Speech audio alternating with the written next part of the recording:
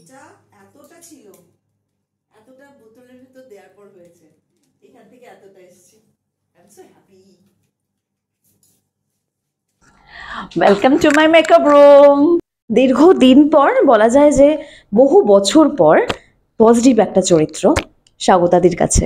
আমি একটু জানি যে কত দিন পর আবার পজিটিভ চরিত্রে ফিরলে? মনে নেই, 7-8 বছর বা 10 বছর, এক্স্যাক্টলি মনে নেই। যখন পুতুল টিভিতে এই চরিত্রটার অফার এলো তোমার কাছে, কি কি ভাবনা এসেছিল আগে বলো?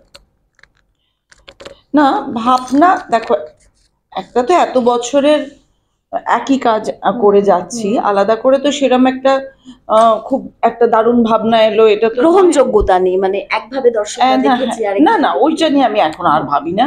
দর্শক নেবে কি নেবে না আমি এটা নিয়ে ভাবি না, কারণ আমার এটা বিশ্বাস আছে দর্শকের কাছে যদি ভালো জিনিস দেওয়া যায় দর্শক নেবেই।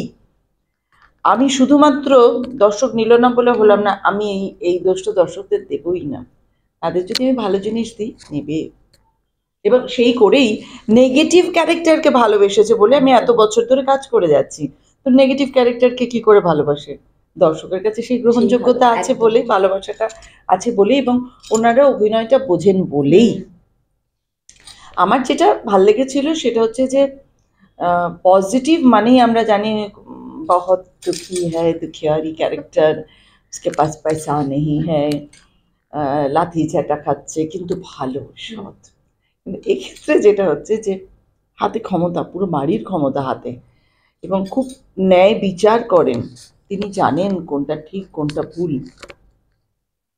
কিন্তু পজিটিভ, হাতে টাকা পয়সা এবং ক্ষমতা, ব্যবসাও উনি চালান, যে ব্যবসা পারিবারিক ব্যবসা, যার জন্য আমি এত সোনার গয়না করে থাকি, তো সেটাও চালান। তো আমার কাছে সেটা নিশ্চয়ই মনে হয়, একটা ক্যারেক্টার এলে তখন আমার মনে হয় যে আমার তাকানো, এবং যেহেতু বয়সটাকে বাড়িয়ে দেয়া হয়, আমার অ্যাটিটিউড, তার মধ্যে এই সফটনেসটা আনতে হবে, এবং তার সঙ্গে একটা মেশাতে হবে যে ভীষণ সোজা মেরুদণ্ডের লোক। এই দুটোকে আমি প্রথম দিকে যেটা হয়েছিল যে সবটাই তো এখন করে দেখানো না, ভাবনাটা যদি ক্লিয়ার হয়ে যায় সেটার এফেক্ট আসে। আমি যেমন মানে খুব টেলিকাস্ট প্রথম দিকে সবগুলোতেই দেখি যে এই তাকানোটা তাকাবো কিনা, এইটা হবে কিনা, ওই সফটনেস যেটা আমি চাইছিলাম সেটা আসছে কিনা। তো এই একটা প্রসেসের মধ্যে দিয়ে তো যেতেই হয়েছে।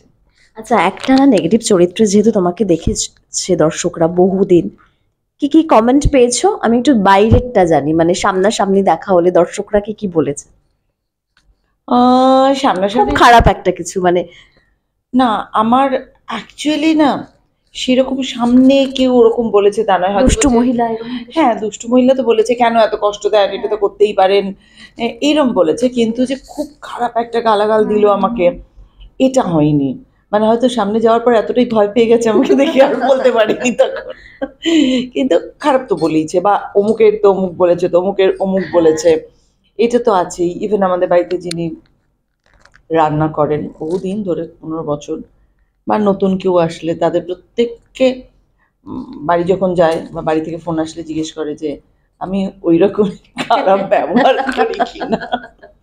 আমার কাছে সেটা খুব ভালো লাগে।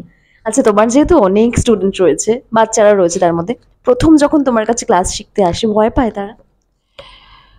না, অ্যাকচুয়ালি না, আমরা যে বাচ্চাদের কথা বলি, বাচ্চারা কিন্তু একদম যদি 5, 6, 7, 8, তাদের কিন্তু ওই বোধটা তখনও তৈরি হয় না। তাদের বোঝানো হয় যে ইনি কিন্তু অভিনয় করেন, এবং অনেক সময় হয় যে এই দেখুন আমার মেয়ে চিনতে পেরেছে, তার মেয়ে হাঁ করে তাকিয়েছে আমার মুখের দিকে, মানে সে হয়তো দেখেছে কিন্তু তার ওই বোধটা তৈরি হয়নি, আচ্ছা ইনি ইনি উনি ইত্যাদি, বা ওইটা করছে মানে খারাপ, হয় না। বড়দের ক্ষেত্রে হয়, কিন্তু যেহেতু আমার একাডেমিতে আমি নিজেই প্রথমে সবার সঙ্গে কথা বলি, আমি বা ঋষি, তো প্রথম যখন কথা বলে তখন থেকেই তো বুঝতে পারে। আর তোমাদের দৌলতে লোকের কাছে যে বিষয়টা এখন অনেকটাই ক্লিয়ার, যে তারা বলেন যে আপনাকে এটার বাইরে যখন কোনো ইন্টারভিউতে দেখি বা কোনো রকম কোনো আড্ডা দিতে দেখি, তো সেটাতে তো মানে আমরা মেলাতে পারি না, এই মানুষটা আর ওই মানুষটা এক, সেটা তোমাদের দৌলতে হয়েছে। Thank you. কোন চরিত্রে, কোন অনুষ্ঠানে গেলে কোন চরিত্র নামে তোমাকে ডাকা হয়?